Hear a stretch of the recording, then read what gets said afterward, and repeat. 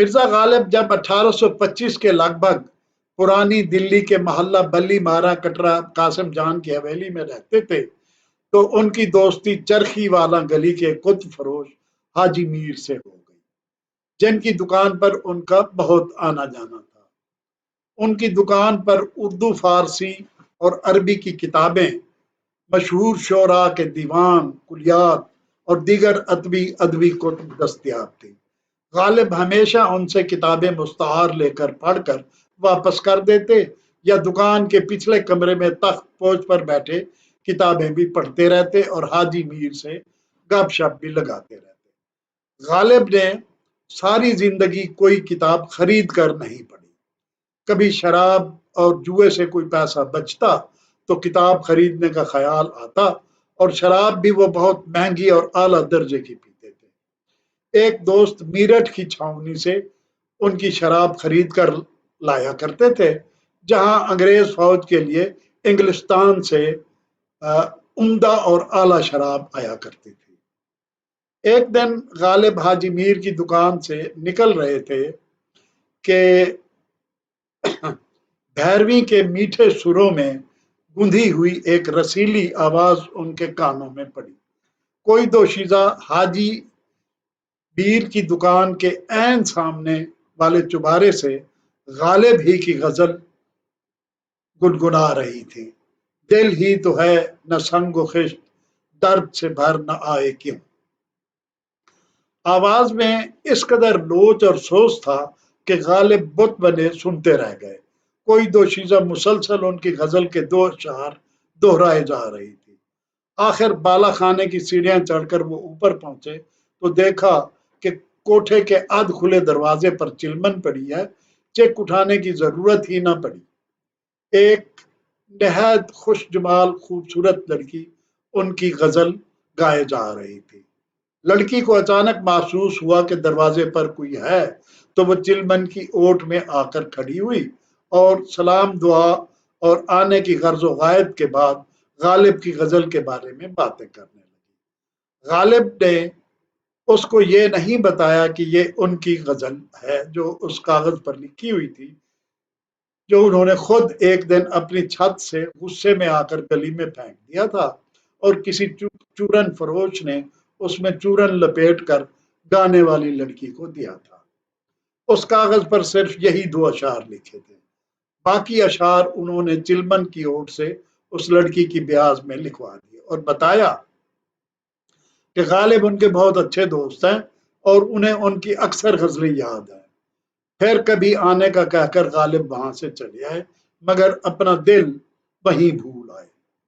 یہ ان کی نواب جان نامی ڈومنی، ناچ گانے کا پیشہ کرنے والی ڈومنی سے پہلی ملاقات تھی، جس کا تذکرہ وہ اپنے خاص دوستوں سے چٹخارے لے لے کر کیا کرتے تھے۔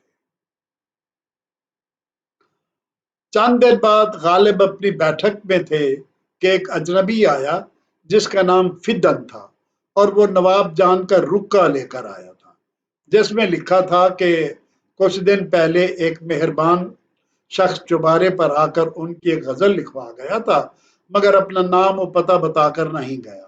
اگر آپ مناسب سمجھیں تو ایک غزل مزید عطا فرما دیں تاکہ کاروبار ہستی چل سکے۔ غالب نے ایک تازہ غزل لکھ کر فدن کے ہاتھ بھجوا دی۔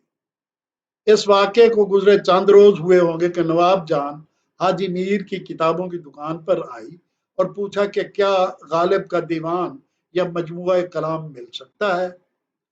حاجی میر نے اسے پہچان لیا اور بتایا کہ دیوان تو ابھی چھپا نہیں ہے، البتہ غالب اکثر آ کر اپنی غزلیں مجھے دے جاتے ہیں، جنہیں میں جمع کر کے ان کا دیوان مرتب کرنے کی کوشش کر رہا ہوں۔ ابھی کچھ ہی دن پہلے وہ یہ چند غزلیں دے گئے تھے۔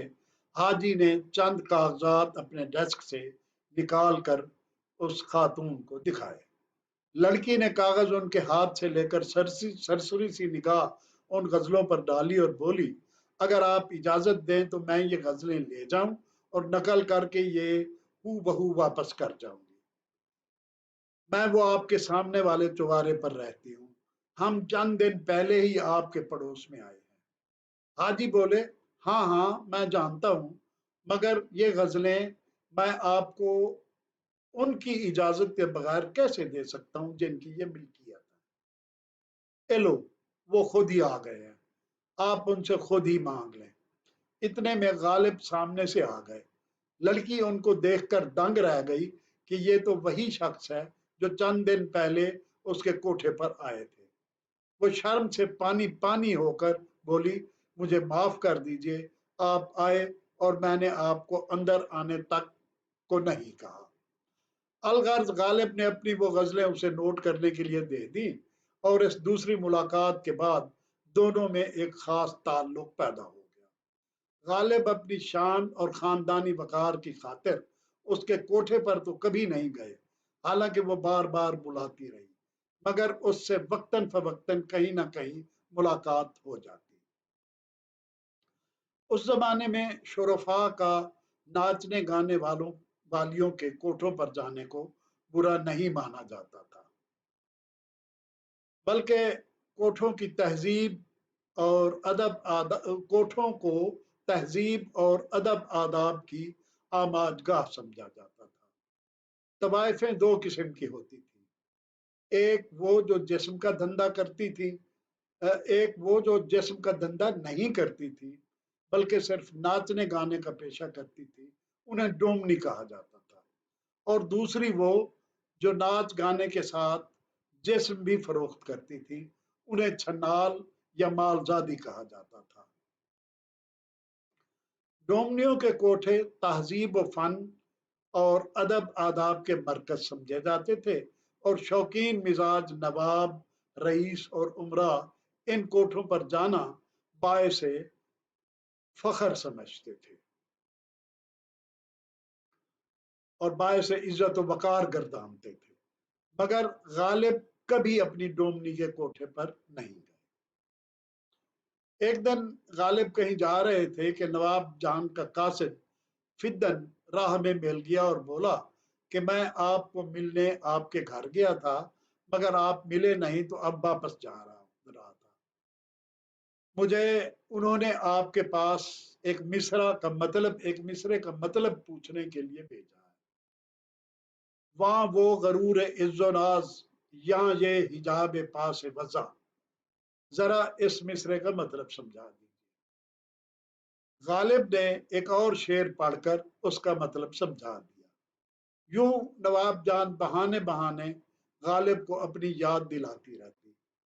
एक दिन गालिब अपने दोस्तों के साथ गली में बैठे चौसर खेल रहे थे कि फिदन नवाब जान का एक और खत लेकर आया, जिसमें नवाब जान ने बड़ी लिजाजत से गालिब की मिन्नत की थी कि वो उसके पास उसके बाला खाने पर तशरीफ लाए, क्योंकि उसने गालिब की एक गजल ठुमरी और दादरा को मिला के तैयार की थी और वो गा कर उनको सुनाना चाहती थी इससे पहले कि वो किसी और को सुनाए।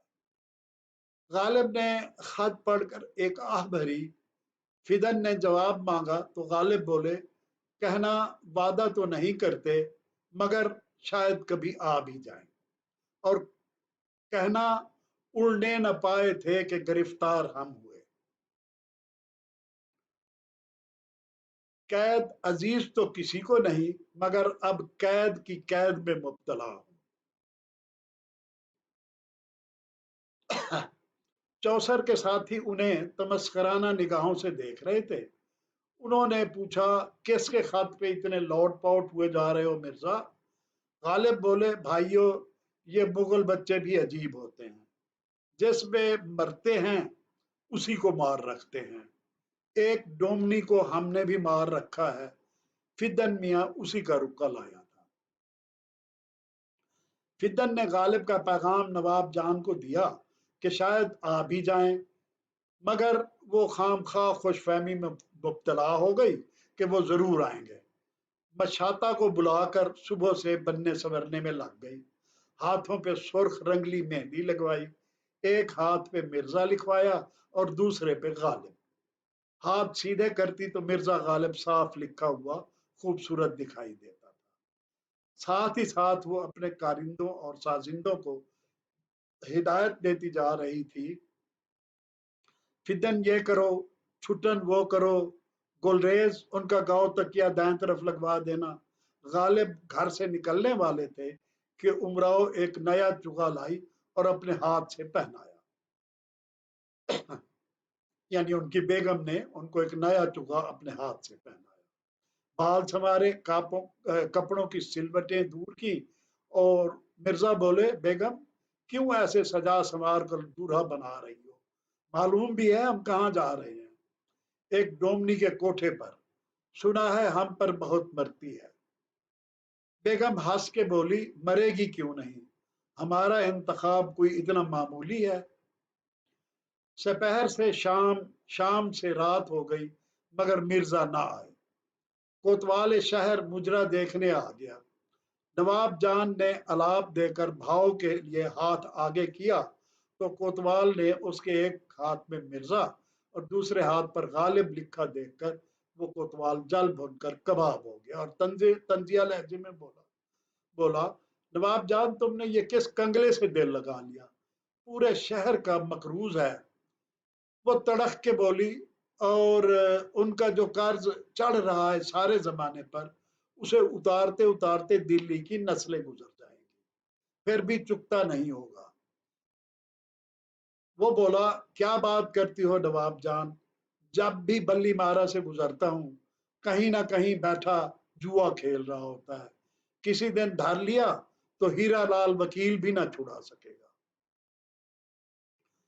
कुछ दिन गुजरे तो फिदन मियाँ नवाब जान का एक रुका लाया जिस पर एक शेर लिखा था, तुम जानो तुमको गैर से जो रस्म राह हो, हमको भी पूछते रहो तो क्या गुनाह हो। मिर्जा ने रुके के पीछे एक शेर लिखा और फिदन को वापस भिजवा दिया। वफा कैसी, कहाँ का इश्क, जब सर फोड़ ना ठहरा, तो फिर ए संग दिल तेरा ही संगे आस्था क्यों हो।